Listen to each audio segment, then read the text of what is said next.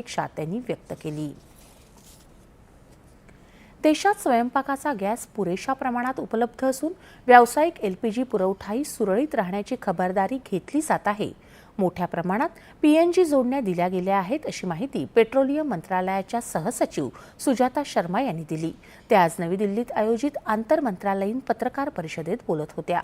Petrol diesel पुरवठा सुरळीत ठेवण्यासाठी सरकारचे सर्व प्रयत्न सुरू आहेत असं त्यांनी सांगितलं। खतांच्या क्षेत्रातला पुरवठा सुरळीत आहे। सागरी क्षेत्रात सर्व भारतीय नाविक सुरक्षित आहेत। आपले तेल शुद्धीकरण प्रकल्प पूर्ण क्षमतेने कार्यरत आहेत अशी माहिती त्यांनी दिली।